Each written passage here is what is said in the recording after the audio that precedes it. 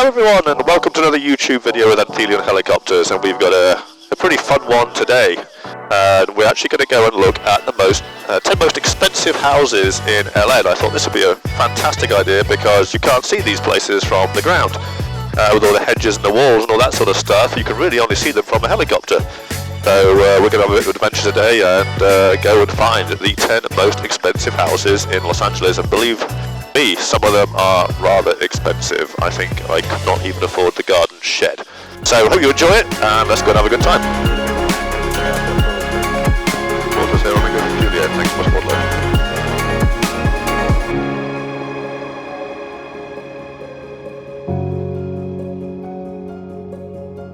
And we are starting with number 10 on our list here, the cheapest of the cheap of our top 10 at $88.3 million.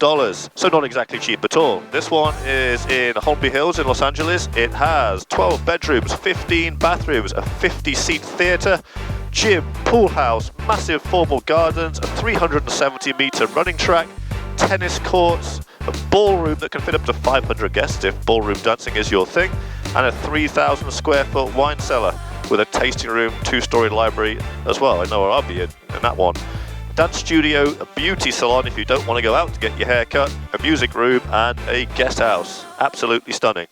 Number 9 on our list is Casa Encantada at $94 million, so just under that $100 million mark in Bel Air. This is also known as the Conrad Hills Hilton Estate, a massive 40,000 square foot that sits on 9.5 acres.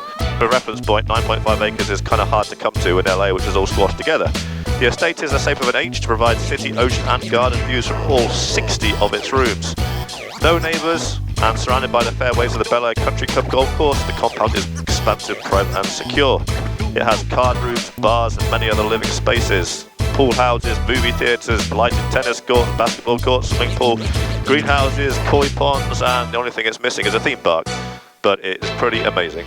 Coming in at number 8 on our list at $94 million, also in Bel Air, is the Billionaire House, which I guess that's aptly named because you probably need $1 billion to actually afford it in the first place. It is a 4th level home considering of 38,000 living square feet, 12 bedrooms and 21 bathrooms, adorned with 50 kinds of Italian marble, 5 bars, 3 dining areas, 3 kitchens, a wellness spa and a fitness centre, 4-lane bowling alley and a show-stopping 360-inch television. That sounds almost like virtual reality, but sounds pretty cool. It's also home to 2 alligator skin-lined commercial elevators.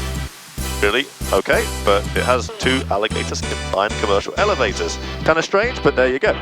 Wine cellars as well as polished steel staircases and up to 130 works of art. Alright, the one I'm very familiar with here from flying over LA is the Playboy Mansion at a cool $100 million, which is currently going through a pretty big retrofit and has been doing that for the past 3 or 4 months. So obviously, long-time home of the late Playboy magazine founder Hugh Hefner, and it also is the most famous Los Angeles properties. 30 rooms, including 7 bedrooms, 8 bathrooms, wine cellar, built-in pipe organ, and a home theatre. It also has a standalone house reserved entirely for gaming and entertainment. Outside amenities include tennis courts, basketball courts, a zoo, and an aviary and a swimming pool, home of the famous, or infamous, grotto. Alright, number 6 on our list for $120 million, we have something called the Manor, aka the Spelling Manor, which it originally was, and then sold after that to the Eccleston family, who used to be the owners of Formula One. Is a 56,500 square foot French chateau-style mansion with 123 rooms. You heard that right, 123 rooms. It's a big sort of W shape, and it sort of looks like the White House from some perspectives. Spelling tailored the home for himself and his wife Candy, who enjoyed over 20 custom rooms, including barbershop, gift wrapping rooms, a room entirely for gift wrapping, okay, humidity-controlled silver storage rooms, and a flower cutting room. Well, you need a room for flower cutting and gift wrapping, my goodness. The manor has a French cheese and wine room. That sounds more like my thing. Furnished in the trimmings of sidewalk cafe-style chairs and tables. Almost sounds like Vegas, this does, the Venetian. There's even a bowling alley with your very own shoe closet. Well, I can imagine there's lots of other shoe closets there, but shoe closet for bowling alleys, that's something. And that is the manor at $120 million. The one, possibly the most pretentious name for a house in the entire of Los Angeles at $141 million. It was supposed to be 500 million asking price, but it didn't ever get there. It was supposed to be the most expensive house in America.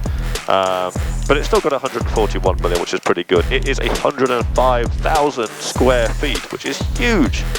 And looking from the air, you can see it. It's 21 bedroom, 49 bathroom. What on earth do you need 49 bathrooms for? So you can have a pee in each individual one, pretty much for 1 day every nearly 2 months, and still not actually repeat it. That's quite a thing. Inside, the amenities include a nightclub, full-service salon and spa, and a 40-seat theatre. So you can seat more people in bathrooms than you can in a theatre. So each individual person can have a different bathroom that goes to the theatre. That is quite something. The grounds include a 400 feet outdoor running track, putting green, and 5 pools. Although how much time people are going to spend running around a running track is probably very minimal.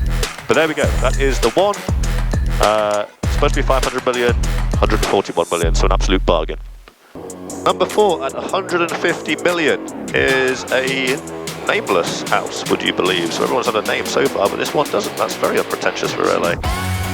Newly constructed open concept floor plan, every amenity with an array of richly appointed features and materials. Only 9 bedrooms and 14 bathrooms. That's absolutely tiny compared to the other ones. This opens an incredible infinity pools, included cabana areas, poolside buckets, fire pit, outdoor kitchens, etc., etc. We have guest houses with private pools and one of the most amazing gyms and spas conceived in a residential estate. Interesting that this one is so expensive and is not as big as the other ones. I'm assuming it's the views and the land and the area it's in. But there we go. Number 3 is Chartwell Estate at 150 million, also in Bel Air. This is something straight out of the Great Gatsby with grand ballrooms, vaulted foyers and scaled formal rooms. Over 10 acres of land with 26 rooms, a 75-foot pool. I need a pool 75 feet long, that's not too long. Secret underground tunnel. I wonder where that tunnel goes to. It doesn't actually say here, but I hope it's somewhere good. Maybe it's the back cave or something like that, I'm not sure. The wine vault can hold up to 12,000 bottles. That's where all your money is going to, right there. An underground garage that fits 40 cars. I don't know what sort of cars I'd have in there, but there we go. That's number 3 on the list at $150 million. Number 2, we're getting up there now, is the Warner Estate at $165 million in Beverly Hills. Is one of and remains Beverly Hills' most luxurious homes, built for Jack Warner, formerly president of Warner Brothers. I'm sure you got that to start with. The Warner Estate has seen its share of glitz and glamour, having been very involved in the rise of Hollywood.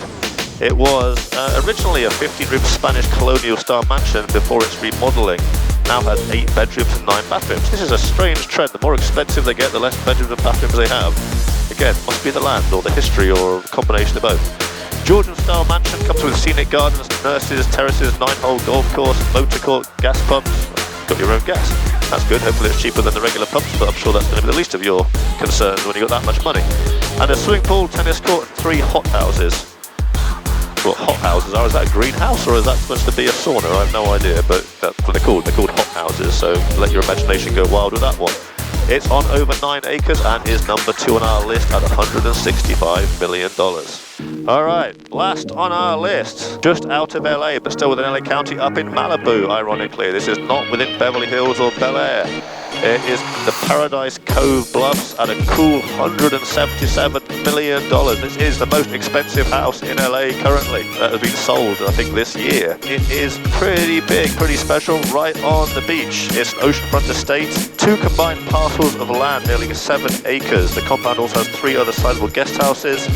Reports indicate a total of 13 structures on the premises. That's why it's so much money, 13 separate ones. From a converted barn for housing a fleet of cars, green rooms, cabanas, estates, caretakers' quarters, and so on. I think you're going to have probably a lot of caretakers for this place here. Incidentally, the one that you see next to it, although it looks bigger, it is actually almost a quarter of the price. So it's a very, very cheap $55 million because it's on a smaller lot. Plus, it looks absolutely terrible and like a series of shoeboxes glued together. So, you know, if I had $55 million, I wouldn't be getting it, but I know the questions are going to be there because it's pretty big. So, it is not the most expensive. The one next to it, Paradise Cove Bluffs, at the cool $177 million, is the most expensive house in LA and actually all of California right now. Alright everyone, this journey around LA has come to an end. We hope you guys have enjoyed it. We've certainly enjoyed going around looking at these homes, which you can only see from the air. I mean, I think we all know trying to get around Beverly Hills, all you're greeted by is really tall fences and gates and walls. So really a unique perspective from up here, and I hope you guys have enjoyed seeing it from the air, and we look forward to seeing you again next time.